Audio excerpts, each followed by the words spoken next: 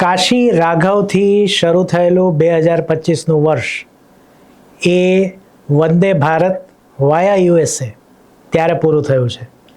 આમ તો આપણે આ ચેનલ પર એક બે વખત પ્રયાસ કર્યો હતો કે બોક્સ ઓફિસના રિવ્યૂ આપીએ કે બોક્સ ઓફિસ પર કોનું કેટલું કલેક્શન, પણ દરેક કલેક્શનના આંકડામાં ક્યાંક ને ક્યાંક કોઈક ને કોઈક માઇનસ પોઈન્ટ હોય છે અને એ 100% ટ્રસ્ટેબલ નથી હોતા.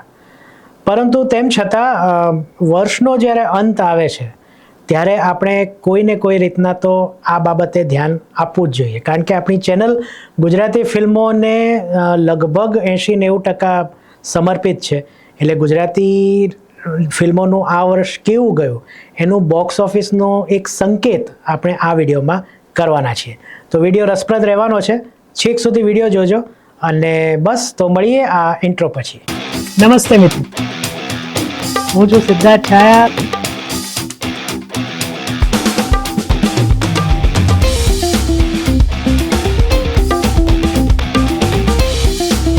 તો સ્વાગત છે તમારું સિટ ટોક્સમાં. નમસ્તે મિત્રો, અને હું છું સિદ્ધાર્થ છાયા અને સિટ ટોક્સમાં તમારું સ્વાગત છે. કાયમની જેમ જો ચેનલ પર વારે વારે આવતા હો અને ચેનલ સબસ્ક્રાઈબ ન થઈ શકતી હોય તો પ્લીઝ સબસ્ક્રાઈબ કરો, કારણ કે તમને ખબર છે કે અહીંયા ગુજરાતી અને હિન્દી મનોરંજનને લગતું ઘણું બધું પીરસવામાં આવે છે. અને જો પહેલી વાર આવો છો તો એ ગેરંટી છે કે અહીંયા ગુજરાતી અને હિન્દી મનોરંજન વિશે ઘણું બધું પીરસવામાં આવશે. તો પ્લીઝ ચેનલ સબસ્ક્રાઈબ કરો અને આપણે આજના વિડીયોમાં આગળ વધીએ. તો ઇન્ટ્રો પહેલાં જે મેં પૂર્વ ભૂમિકા બાંધી હતી ને એમાં હું થોડુંક એડ કરવા માંગીશ કે મારી પાસેથી એક સોર્સથી આ વર્ષની શરૂઆતમાં આંકડા આવતા હતા, પણ પછી મેં જોયું કે નાના એટલે એમાં નાના શહેરો કવર થતા પણ બધા નહીં. ફોર એક્ઝામ્પલ સુરેન્દ્રનગર, કડી છે, મહેસાણા છે, આના આંકડા નહોતા આવતા. તો પછી જો આખું આપણી પાસે ચિત્ર ન આવતું હોય તો પછી શું કરવું, અને એ આંકડા જે આવતા તે ઓથેન્ટિક હતા પણ તેમ છતાં પૂર્ણ નહોતા. તો એક વેબસાઇટ છે સેકનિલ્ક કરીને, અને એ ગુજરાતી ફિલ્મોના આંકડા દરરોજ અપડેટ કરે છે. આ વર્ષની શરૂઆતમાં ફિલ્મ ઇન્ડસ્ટ્રીના લોકો એમ કહેતા કે ભાઈ આના પર વિશ્વાસ ના કરાય.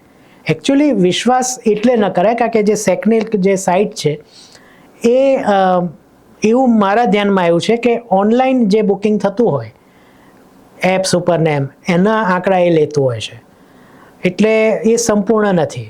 જે તમે થિયેટરમાં જઈને લો છો એના આંકડા એની પાસે આવતા નથી, આવું મેં સાંભળ્યું છે.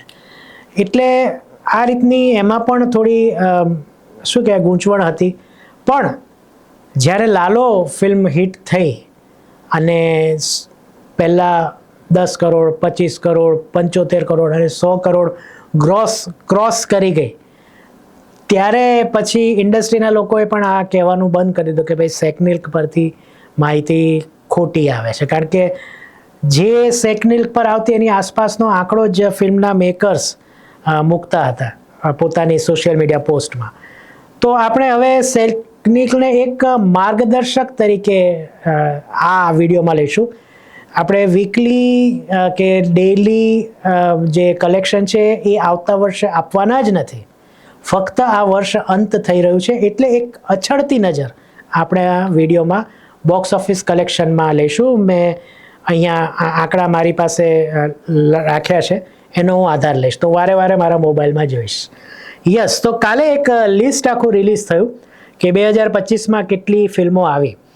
તો મેં જેમ કીધું એ પ્રમાણે 3 જાન્યુઆરી 2025 એ કાશી રાઘવ અને વિક્ટર 303 એનાથી જે સફર ચાલુ થઈ હતી એ 25મી તારીખ એટલે ક્રિસમસના દિવસે વંદે ભારત વાયા યુએસએથી પૂરી થઈ. અને આ ટોટલ જે આ લાગે છે કે ઓથેન્ટિક લિસ્ટ છે તો 85 મૂવી રિલીઝ થઈ છે. ગયા વર્ષે એટલે કે 2024માં 105 મૂવીનો આંકડો ક્યાંકથી આવેલો હતો. એટલે આ વર્ષે 20 ફિલ્મો ગુજરાતી ઓછી બની છે, પણ એનાથી કોઈ ફેર નથી પડતો. ક્વોન્ટિટી કરતાં ક્વોલિટી હંમેશા મજબૂત રહી છે અને આ વર્ષે ક્વોલિટી કન્ટેન્ટ પણ આપણને જબરદસ્ત મળ્યું છે. એના વિશેના વિડીયો આપણા નેક્સ્ટ વીકમાં આવી રહ્યા છે અને એ જોવાનું ચૂકતા નહીં. તો યસ, હવે બોક્સ ઓફિસ કલેક્શન જે સેકનિલ્ક પરથી મેં લીધા છે એમાં કહીએ ને તો એક બાજુ ગામમાં એટલે કે એક બાજુ શ્યામ અને બીજી બાજુ ગામ, આવી હાલત થઈ છે આ વર્ષે. કેવી રીતના હું કહું કે ટોટલ વર્લ્ડ વાઇડ કલેક્શન એટલે આ, અને સેકનિલ્કની મેં જોઈ તો એમને લગભગ 62 કે 63 મૂવીના આંકડા કલેક્ટ કર્યા છે. એટલે 85માંથી લગભગ 12 કે 13 મૂવી એમની પાસે ઓછી છે માહિતીની. એટલે અગેન જે મેં પહેલાંનો પોઈન્ટ હતો કે ભાઈ સેકનિલ્ક એક માર્ગદર્શક છે, એ સંપૂર્ણ આંકડા દર્શાવતી સાઇટ નથી. યસ, તો ટોટલ વર્લ્ડ વાઇડ કલેક્શન એટલે એમની પાસે જે 62-63 મૂવીનું જે કલેક્શન છે એ 255.54 crore total world wide. Total Gujarati net એટલે કે ટેક્સ ને આ ને તેને બધું કાપીને 207.11 crore. Total Gujarati gross tax સાથે જે ટિકિટ લો ત્યારે તમે જે ચૂકવો છો એ બધું ગણો ત્યારે એ 247.79 કરોડ. અને ટોટલ ઓવરસીઝ એમાંથી જો લઈ લઈએ તો 7.5 કરોડ છે. હવે મેં કીધું કે અડધામાં રામ ને અડધામાં ગામ, તો આમાંથી અડધાથી વધુ કલેક્શન બધામાં લાલોએ લીધું છે. કારણ કે ગ્રોસ જો ટોટલ ગુજરાતી ગ્રોસ 247 કરોડનું હોય, લગભગ 248, તો એમાંથી 100 કરોડ ઉપર તો લાલોએ લીધું છે. એટલે લગભગ 80-90% આમાંથી લાલો એકલું લઈ ગયું છે. અને આ રીતના લાલો એક ઐતિહાસિક મૂવી ગુજરાતી ફિલ્મ ઇન્ડસ્ટ્રી માટે બની ગઈ છે. હવે જોઈએ તો ટોપ 10 જે કલેક્શનવાળી મૂવી છે નેટ ગુજરાતી, એના આંકડા છે. તો ઓબ્વિયસલી આપણે છેલ્લેથી ચાલુ કરીએ 10 નંબરથી. તો મીઠડા મહેમાન એનું જે ટોટલ ઇન્ડિયા ગ્રોસ હતું એ 3.83 કરોડનું. ફાટીને એનો 5.6 કરોડ. અહીંયા આ ફક્ત સેકનિલ્કના જ આંકડા છે.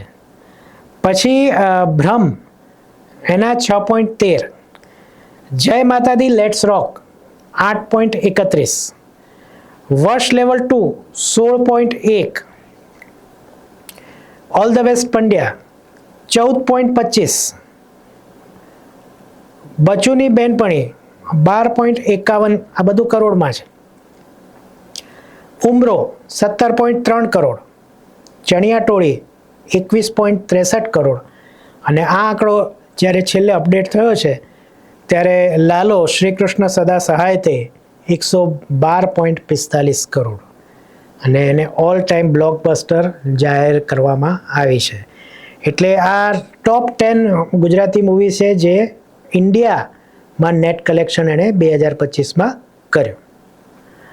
હવે ઓપનિંગ ડે કલેક્શન એટલે પહેલા દિવસે કોણ આગળ હતો. હવે આમાં જો લાલો ક્યાંય નથી. અને આગલું લિસ્ટ આપણે જોયું એ ફિલ્મો ગમે ન ગમે જુદી વસ્તુ છે, પણ એ ફિલ્મો સારી હતી. તમે મીઠડા મહેમાનથી માંડીને છેક લાલો સુધી, એટલે એવું નથી કે આ કલેક્શનમાં કંઈક લોચા છે, નહીં, લોકોને ગમી છે ફિલ્મ, અને ફિલ્મ સારી હતી એટલે ગમી છે. યસ, તો ઓપનિંગ ડેમાં જો જોઈએ તો સૌથી નીચેના નંબરે છે જલસો અ ફેમિલી ઇન્વિટેશન, એના 12 લાખ રૂપિયા ઓપનિંગ ડે હતા. પછી શુભચિંતકના 14 લાખ, જય માતાદી લેટ્સ રોકના 24 લાખ, આ પહેલો જ દિવસ હોય એનો. મિશ્રીના 25 લાખ હતા. એવી જ રીતના ઉમરોના 25 લાખ હતા.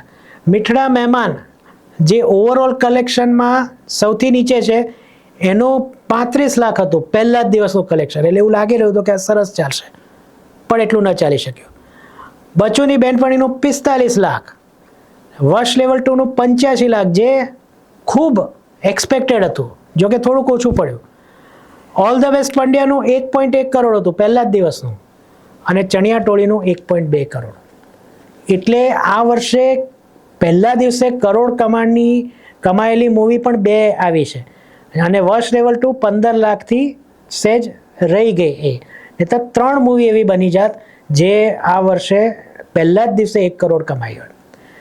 હવે પહેલા વીકેન્ડનું કલેક્શન કે શુક્ર શનિ રવિ અથવા તો શનિ રવિ, એમાં સૌથી નીચે છે ફાટીને, એણે 48 લાખનું કલેક્શન કર્યું. જલસો અ ફેમિલી ઇન્વિટેશન એણે 69 લાખનું. ઉમરો 1.62 crore, Jai Matadi let's rock 1.97 crore, all the best Pandya 2.52 crore, અને ચણિયા ટોળીએ 7.78 કરોડ આ આંકડા પ્રમાણે પહેલા વીકેન્ડનું કલેક્શન કર્યું. હવે આમાં તમે જુઓ કે જે ટોપમાં છે એમાં બચુની બેનપણી પણ આમાં નથી, કે ન તો વર્ષ લેવલ 2 છે. લાલો તો છે જ નહીં, લાલો તો 3 વીક સુધી હતુંય નહીં ક્યાંય. તો વિચાર કરો કે કેવી રીતના બોક્સ ઓફિસ પર આંકડા ઉપર નીચે થાય છે. લોકો કેવી રીતના, આપણે જે ઓડિયન્સ આપણે છીએ એનો મત બદલાય છે. જેનું બહુ જ સરસ કલેક્શન હોય છે એ નીચે તો નથી પચરાતી, પણ એ પછી એક લેવલમાં આવી જાય છે. જ્યારે જેનું બિલકુલ કલેક્શન અથવા ઓછું હોય છે એ પછી ગમે છે, વર્ડ ઓફ માઉથથી વાત પ્રસરાય છે અને લોકોને ગમવા માંડે છે. તો આ હતું આપણું આ વર્ષનું જે બોક્સ ઓફિસના કલેક્શન અંગેનો એક સંકેત કે કઈ ફિલ્મોએ કેવી રીતના શું કર્યું. અને જેમ મેં શરૂઆતમાં કીધું પ્રમાણે અડધામાં ગામ ને અડધામાં રામ એવી હાલત આ વર્ષે થઈ છે. એક રીતના જુઓ તો આ વર્ષ મારા ખ્યાલથી ગયા વર્ષે 100 કરોડનો બિઝનેસ ગ્રોસ કર્યો હતો આપણી ઇન્ડસ્ટ્રીએ, ટોટલ 100-125 કરોડનો. આ વર્ષે 240 કરોડની ઉપર પણ જતો રહ્યો. અને અગેન હું કહું છું કે આ સંકેત છે, એટલે એનાથી વધુ હોઈ શકે. તો ડબલ કરતાં પણ વધુ, લગભગ દોઢું કલેક્શન આપણે કર્યું છે. તો આના પરથી એ સાબિત થાય છે કે લોકોને ગુજરાતી ફિલ્મ જોવી છે, લોકોને ગુજરાતી ફિલ્મ થિયેટરમાં આવીને જોવી છે, લોકોને ટિકિટ ખર્ચીને ગુજરાતી ફિલ્મો જોવી છે. પણ એ ફિલ્મ એવી હોવી જોઈએ જે એમને અહીંયા સ્પર્શ કરે. એ ફિલ્મ એવી હોવી જોઈએ જેનો માઉથ પબ્લિસિટીથી લોકો કહે કે ભાઈ આ જોવા જાઓ. અને એનો પ્રચાર અલગ હોવો જોઈએ, એનો પ્રચાર સતત હોવો જોઈએ, એનો પ્રચાર 3 અઠવાડિયા પછી પણ ચાલુ રહેવો જોઈએ. ત્યારે આ સ્થિતિ આવીને ઊભી રહી છે. તમારી ફિલ્મ આવી હોય અને તમે પ્રચાર ન કરો, જરાક એક સ્ટોરી પણ ન મૂકો, તો પછી એ ફિલ્મને કોણ, એટલે તમે પોતે છો તો પણ પ્રચાર ન થતો હોય તો પછી કોને રસ હોય તમારી ફિલ્મ જોવામાં. લાલોની ટીમે એક વસ્તુ તો સાબિત કરી જ દીધી છે કે મથ્યા રહો. તમને અને આપણા એક આગળના વિડીયોમાં પણ મેં આ વાત કરી હતી કે તમારા કન્ટેન્ટમાં તમને જો વિશ્વાસ છે તો મથતા રહો, ચાલુ રાખો, ગમે તે કરો, બાય હુક ઓર ક્રુક તો નહીં કહો, પણ બાય હુક તમે 2-3 જગ્યાએ શો ચાલુ રખાવો. તમે પ્રમોશનમાં ખર્ચો તો આને પણ એક પ્રમોશન ગણો. હું વિરોધી છું બ્લોક બુકિંગનો, પણ જો પોઝિટિવલી બ્લોક બુકિંગ થતું હોય કારણ કે તમારું કન્ટેન્ટ સારું છે તો એમાં કદાચ કંઈ ખોટું નથી. તો આ રીતના કંઈક સ્ટ્રેટેજી અપનાવો તો કદાચ આવતા વર્ષે આપણે 350 કરોડ પણ ઓછા પડે એવું બિઝનેસ કરીશું. તો વર્ષના સરવૈયાનો આ પહેલો વિડીયો આપણે અહીંયા પૂરો કરીએ છીએ. આ સોમવારે આપણે વિડીયો લાવીશું આ વર્ષના સૌથી સુંદર ગીતો ઉપર. જી હા, ગયા વર્ષે મને બહુ મોડું યાદ આવ્યું કે આ કરવા જેવું હતું, આ વર્ષે મેં પકડી રાખ્યું હતું. સૌથી સુંદર ગીતો એટલે ઓફકોર્સ મારી વ્યક્તિગત પસંદગી. ત્યાર પછી આવશે 2 વિડીયો 2 ભાગમાં કે આપણે આપણી ચેનલ ઉપર ઓછા સ્ટારથી વધુ સ્ટાર કોને આપ્યા છે એ પ્રમાણેની મૂવી. ગમવી ન ગમવી એ એના પરથી જ નક્કી થઈ જશે. તો એ 2 વિડીયો ઓછા સ્ટારવાળો એટલે કે 1 થી માંડીને 2.5-3 સુધી એ બધા આવશે મંગળવારે. અને 3 અને 3+ ઉપર જે ગઈ છે ફિલ્મો આ વર્ષે ગુજરાતી સ્ટારમાં, એનો વિડીયો આપણે કરીશું બુધવારે, એટલે કે વર્ષના છેલ્લા દિવસે. તો આટલું સરસ એક્સાઇટિંગ બધું આવી રહ્યું છે. તો ચેનલ જો સબસ્ક્રાઈબ ન કરી હોય તો કરી જ દેજો. અને બસ આ વિડીયો ગમ્યો હોય તો લાઈક કરજો, મિત્રો સાથે શેર કરજો, સગા સંબંધીઓ સાથે શેર કરજો. અને તમારું આ બાબતે કલેક્શન બાબતે શું માનવું છે એ કમેન્ટમાં કહેવાનું ભૂલતા નહીં. તો ચાલો ફરીથી મળીએ બહુ જ જલ્દીથી વર્ષના સરવૈયાના અંતિમ 3 વિડીયોમાં. ત્યાં સુધી સિદ્ધાર્થ છાયાને આજ્ઞા આપો અને તમને બધાને મારા તરફથી કાયમની જેમ આવજો.